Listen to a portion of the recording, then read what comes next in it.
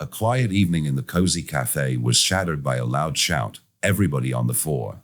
An armed attacker burst in, causing people to tremble with fear. But in the chaos, someone unexpectedly stood up. Ivanka Trump. Her calm gaze pierced the silence.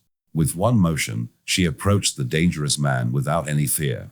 And here, what happened? Downtown New York had been enjoying a typical evening. The upscale cafe was known for its relaxed atmosphere and quality coffee. Inside, the hum of conversation mixed with the clink of cups. The scene was ordinary until the disturbance began. Every patron was absorbed in their own world, unaware of the danger that lurked at the door. Ivanka Trump sat at a corner table, a picture of confidence. Dressed in an elegant cream-colored pantsuit, she reviewed her tablet while sipping a well-made cappuccino. Her calm presence stood in contrast to the usual buzz of the cafe. Every detail about her suggested focus and composure, qualities that did not waver in the face of potential trouble. Beside her sat her bodyguard. Dressed in plain clothes, he blended into the crowd. His eyes were alert as he casually monitored the room. He was there to ensure her safety without drawing attention to himself. At that moment, neither of them expected that their evening would be interrupted so violently. Without warning, the heavy cafe door burst open with a loud bang. A man in a dark jacket charged in, brandishing a pistol. His voice cut through the murmur of conversation as he shouted, "Everybody on the floor!" Now, the force of his entrance made it clear that this was no ordinary disturbance. Fear spread quickly as people scrambled for cover under tables and in quiet corners. In the midst of the panic, Ivanka's eyes locked on the attacker. While others ducked and cowered, she remained seated. Her gaze was steady and unyielding as she assessed the situation. The armed man's sudden command faltered slightly when he noticed her calm demeanor. He expected obedience, but Ivanka did not show the slightest sign of panic. The attacker scanned the room, his eyes wide and uncertain. His aggressive tone had commanded fear moments ago, yet now he faced an unexpected obstacle. Ivanka's composed look challenged his authority. She did not speak, but her presence alone suggested that she was ready to defy him. This small act of defiance shifted the balance of power in the room. The tension grew with each passing second. The attacker's grip on his pistol tightened and then loosened. His next words came out louder, filled with a mix of anger and confusion, as he tried once again to enforce his order. Meanwhile, Ivanka slowly stood up. Every movement she made was deliberate and controlled. Her calm, measured actions spoke louder than any shout. The bodyguard shifted his attention between Ivanka and the attacker. He recognized that her actions could either defuse or escalate the situation. His hand hovered near his concealed radio, ready to call for backup if needed. Still, Ivanka's stance gave him hope that she had a plan. The entire cafe held its breath, waiting to see how the confrontation would unfold. The attacker took a step forward, his eyes fixed on Ivanka. His earlier command seemed to lose force in her presence. The crowd watched silently, their fear mingled with curiosity. Every person in the room sensed that something unexpected was about to happen.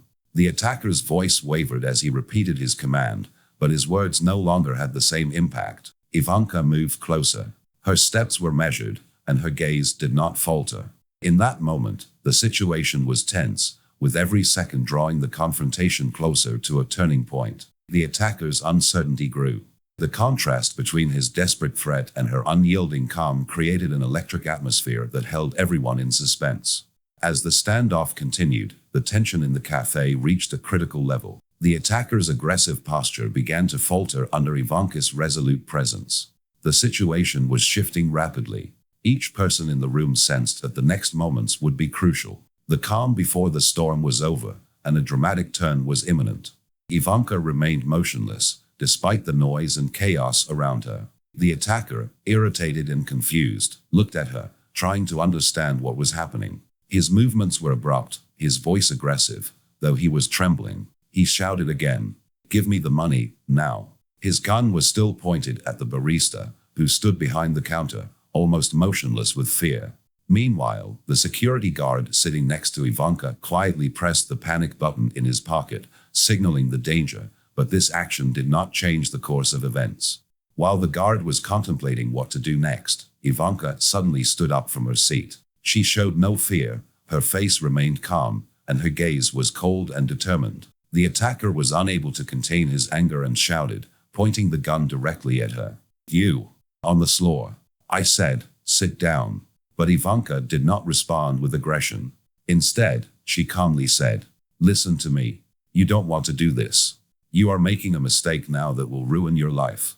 Her words were confident, without any excessive emotion. For a moment, everyone's eyes fell silent.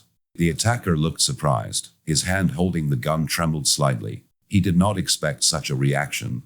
"Who are you to say that to me?" he shouted, his voice now sounding confused and frustrated. Ivanka took a step forward, her posture confident in her voice calmly resolute. "I am Ivanka Trump, and I know how to find a way out of even the worst situations. Let's try to resolve this without casualties." These words hit the attacker like an unexpected blow. For a moment, his eyes shone with confusion, as if he was trying to comprehend what he had said. There were glimpses of doubt in his irritated expression. He stood motionless, as if he could not believe that the woman in front of him could speak so calmly in such a tense situation. The air in the cafe was filled with tension. Everyone present did not dare to move. The barista, who was still standing behind the counter, began to slowly back away as fear paralyzed him. Ivanka's bodyguard continued to watch the attacker, his face showing neither fear nor aggression, only a calm readiness to act that could have helped avoid a tragedy. The attacker began to speak again, his voice restless, full of internal conflict. "Money. I need money," he said, and suddenly his tone changed. His face filled with despair as he continued. "My son needs medicine, otherwise he will die. No one wants to help." These words were barely audible, but they had a sense of deep hopelessness. His hand began to weaken, and the gun dropped a little lower. The atmosphere in the cafe changed. Fear gradually turned into compassion. Ivanka leaned forward a little, continuing to speak in a steady but convincing voice. "Listen to me," she said with a slight hint of sympathy. "I understand that you are desperate. But if you give up now, we can find a way to help your son. I promise you that this is the only way that will not lead to even greater losses." Her words, simple and clear, broke through the ice of his internal conflict. The attacker became quiet, his eyes filled with tears, and he began to slowly lower the gun. He looked touched, his hand shaking as if he had just realized the weight of his actions. You'll really help," he said quietly, unable to believe that someone could offer a way out of his predicament at this moment. Ivanka nodded, keeping her voice calm. "Yes. But you have to put the gun down and surrender. This is the only right way." Soon, the atmosphere in the cafe changed from tense anxiety to a sense of relief. Although the attacker was still standing, his eyes were full of doubt and inner pain. He realized that his actions could lead to irreversible consequences. At that moment, everyone in the cafe felt that the situation was on the verge of disaster, but Ivanka's words gave them hope. Everyone who watched the events unfold realized that the fate of not only the attacker, but also those who were nearby would be decided right now. Ivanka remained calm, her confidence inspiring even the most tired souls. She was able to avert the tragic end that was inevitable with her simple words and decisive actions. "I need money," the attacker suddenly shouted, his voice breaking with desperation. "My son needs medicine, otherwise he will die. No one wants to help." His words cut through the silence of the cafe, and for a moment, time stood still. The onlookers held their breaths, and the barista behind the counter could not find the strength to move. The previously aggressive attacker now seemed confused, his hands began to weaken, and his gun dropped a little lower. Everyone was waiting for further developments, but it was then that Ivanka took the initiative. She leaned forward slightly, keeping her eyes on the attacker. Her voice was calm and determined as she spoke. "Listen to me. You are desperate, I understand that. But if you surrender now, we will find a way to help your son. I promise you that." These simple words penetrated the tension that had tightened the atmosphere. The attacker fell silent, his eyes began to glisten with tears, and the look on his face showed inner despair. He slowly tilted his head, as if trying to collect his thoughts, and asked, barely audibly, You'll really help?" Ivanka nodded, not looking away from his gaze. "Yes. But you have to put down the gun and surrender. It's the only right thing to do." These words sounded clear and unadorned. The attacker held his breath, his hand holding the gun slowly dropped. He looked confused, his face changed from aggression to sadness and reflection. Instantly, the room was tense, as everyone in the room felt that the situation was on the verge of a critical turn. Ivanka took a small step forward without disturbing the calm of her posture. Her voice remained steady as she continued, "Your son needs help, and I understand that you feel desperate. But violence will not save him. Now you have a chance to change the situation. Put down the gun and surrender so that we can find a solution that will save his life." These words caused an even greater internal conflict in the attacker. Witnesses in the cafe watched as his hands, which had recently been full of determination, now trembled with uncertainty. He looked at the barista, who remained motionless, like the rest of the people, terrified, but at the same time, hope glimmered in his eyes. The attacker took a slow step back, retreating from the inevitability of his actions. He began, his voice broken, "I didn't mean to hurt you. I just didn't see any other way out. My son needs medicine, and I feel powerless in the face of this world." Ivanka listened to him attentively, not interrupting, but her gaze remained resolute. She answered quietly, "I understand your pain. You are desperate to help your child, but violence is not the answer. There is a way to change the situation without further loss. Your choice now will determine the future not only of your son, but also of yourself." Ivanka's words penetrated the attacker himself. He seemed to be thinking, clenching his hands as if trying to contain the chaos of emotions that engulfed him. His eyes were filled with even more sadness, and it seemed that the weight of his responsibility was squeezing him from all sides. Each passing second reminded him of the hopelessness of the situation, but also of the possibility of a new beginning. For several long seconds, the attacker just stood there, looking into space, his mind clearly struggling between the desire to save his son and the realization that violence would only make the situation worse. And then, slowly, like an elusive sign of hope, his hand relaxed. The pistol, which had recently been a symbol of threat, dropped even lower, almost touching the floor. He spoke again, this time in a voice that almost merged with a gentle tinge of despair. "I'll put it down. I'm ready to surrender." Ivanka nodded, not taking her eyes off him. Her words were clear, "This is the right decision. Now the path to solving your problem begins." The attacker slowly put the gun on the floor. He lowered his head, as if feeling the full weight of his actions. At that moment, a strange balance of despair and hope mingled into a single emotion came over the cafe. People who were still trembling began to realize that the situation could change for the better. Ivanka's bodyguard watched her, as always ready to act, but this time everything depended on the words that came out of her mouth. Ivanka said quietly, "We will help you. Your son will get the help he needs, and you will be able to start a new life.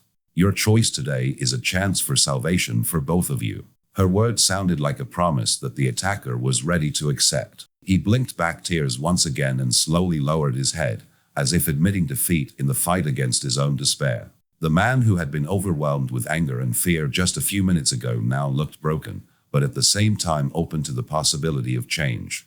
Everyone in the cafe felt that the situation had reached a turning point. There was no telling what the attacker would do next, but at that moment, everyone knew one thing. Thanks to Ivanka Trump's calm and determined words, a chance for salvation and a new beginning was at stake.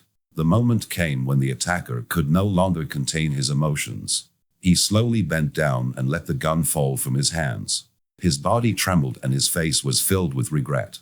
He began to scream, barely making a sound. "I didn't mean it. I just wanted to save my son." The witnesses left in the cafe held their breath. The atmosphere instantly changed from aggression to sadness. The security guard who had been watching all this quickly stood up and approached the attacker without further ado. His actions were clear and prompt. He restrained the man and helped to calm the situation, preventing further chaos. Police officers soon arrived at the cafe. Officers took up positions around the scene, carefully capturing all the details with their cameras and recording eyewitness accounts. The attacker, who already looked broken, was taken away in handcuffs without wasting any time arguing. During this process, the attacker, barely raising his head, looked back at Ivanka Trump, who was standing nearby. His eyes, which had recently been burning with aggression, were now filled with remorse. Quietly, he said, "Will you keep your promise?" Ivanka, maintaining her calm and confidence, answered briefly, "Yes, I will." These words were the last connection between what had happened and the actions to come. The whole evening passed as if it had stopped for a moment before the beginning of a new stage. The next day, The events of that evening became the subject of a comprehensive investigation. The police collected video footage, witness statements, and data from the café. Investigator Alexander Klimov led the investigation, recreating the course of events in detail. According to him, the security guard's quick response and Ivanka's coolness helped to avoid a bigger tragedy. Our recordings show how the attacker, who initially acted aggressively, lost control of himself due to an internal crisis. Ivanka's role was crucial, Klimov said during the first press conference. He emphasized that the collection of evidence allowed to establish the motives of the act, the tension that was accumulating due to personal problems, and especially due to the urgent need for help for his sick son. According to one of the witnesses, a barista working behind the counter, the situation developed extremely quickly. At first, it was pure chaos, but when Ivanka started talking to the attacker, everything seemed to freeze. We felt that her words could change the course of events, he said. The police also conducted a series of interviews with the cafe staff and other witnesses, who confirmed how important Ivanka's determination and coolness were. Investigators noted that the attacker did not act out of a desire to cause harm, but because of an acute state of emotional stress. Psychologists involved in the investigation confirmed that his condition required immediate intervention. After the attacker was detained, the police quickly coordinated their actions with local social services. Authorities have prepared proposals to create a system of early response to crisis situations. This incident was a reminder that it is important not only to punish but also to help those who find themselves in a desperate situation, said investigator Klimov. In parallel with the investigation, Ivanka Trump took up organizational issues. Her lawyers prepared a statement to the court outlining the circumstances of the incident, emphasizing that the attacker acted due to an acute emotional breakdown caused by personal problems. Thanks to these arguments, the court took into account mitigating circumstances and imposed a minimum prison term. Ivanka also immediately organized a meeting with representatives of her charitable foundation. Her priority was to provide the necessary medical care for the attacker's son. The foundation agreed to transfer the child to one of the leading clinics where doctors could begin treatment. In a short time, all the necessary resources were collected, which made it possible to provide assistance to the family. At a press conference held by a representative of the local authorities, it was noted that this case served as an impetus for the development of new programs to support families in crisis situations. We see that with the participation of civic leaders such as Ivanka Trump, an effective system of assistance can be created, said one of the authorities. Amidst the broad public discussion that unfolded on social media, users expressed admiration for the prompt actions of the police and Ivanka's humanitarian approach. Many noted that it was thanks to this joint work that a greater tragedy was prevented. However, an important element of the discussion was also the question of further rehabilitation of the attacker and support for his family. After the court hearing, when a minimum prison sentence was handed down, an open meeting was organized with the police, government officials, and the public. At this meeting, the issues of crisis prevention and organization of psychological assistance were discussed. Police representatives emphasized that each case requires an individualized approach, and that the operational response should be based on cooperation with the community. At the same time, Ivanka Trump gave a short interview to local TV channels.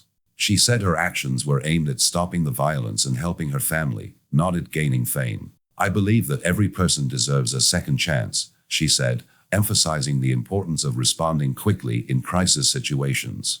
While the case received widespread attention, Ivanka focused on practical steps. She participated in meetings with representatives of charitable organizations and local authorities to develop a comprehensive program to support families in crisis. The program included financial assistance as well as counseling on psychological health and legal support. The police are continuing their investigation and plan to publish a detailed report that will show how the coordinated actions of the services prevented a major tragedy. Our experience shows that only through joint efforts can we effectively deal with crisis situations, said investigator Klimov. In her final press statement, Ivanka Trump summarized the events of that evening. She emphasized that this case is proof that cooperation, efficiency, and humanity can avert tragedy and open the way for real change. Her words resonated with both government officials and the general public, giving another impetus to the creation of new support programs. Thus, thanks to the coordinated actions of the police and the determination of Ivanka Trump, The situation was stopped, the attacker's family received the necessary assistance, and the incident became an impetus for the development of systemic reforms. This part of the story demonstrates how the interaction between the prompt actions of law enforcement and the humanistic approach of a civic leader opens the way to a new beginning, even when the situation seems hopeless.